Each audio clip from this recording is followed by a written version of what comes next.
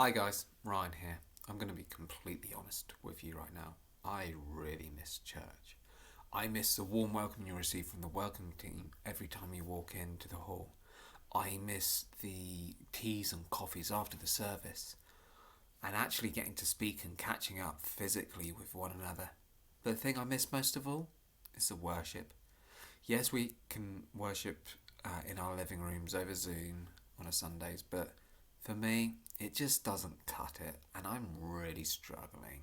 I just really miss worshipping God with other people. I really do. But even when we're all together, worship isn't always easy. You can be standing there looking around at others who seem to be just seamlessly praising God, but yet you are just really struggling. You may be walking through a really difficult season of life and you just can't see why you should be praising God in the first place. I know I've been through seasons like that. You just feel isolated in the crowd and just struggle to sing the songs that proclaim how good God is when you just don't feel like He is.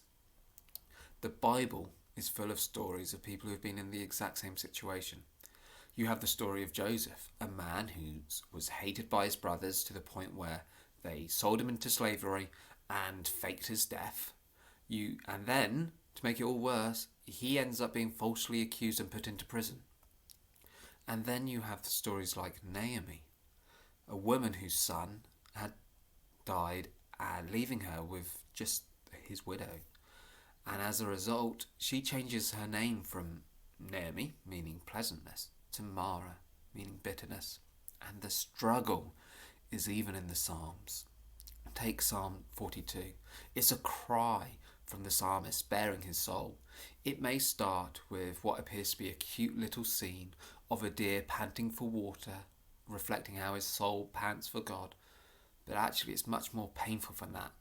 Later on in that psalm, the psalmist writes, "My tears have been my food, day and night, while they say to me all the day long, 'Where is your God?'" His soul is panting for God because he feels so alone and is in emotional turmoil. The writer is clearly depressed at the very least. But the psalmist has this refrain: "Why are you cast down, O my soul?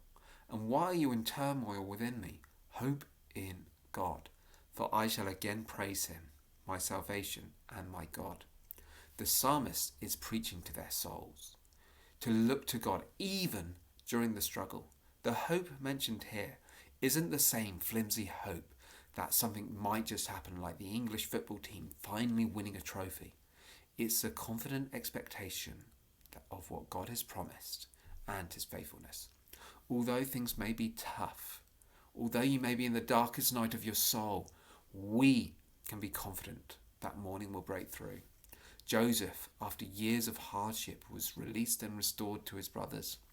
Mara became Naomi again after her daughter-in-law got married and bore a son.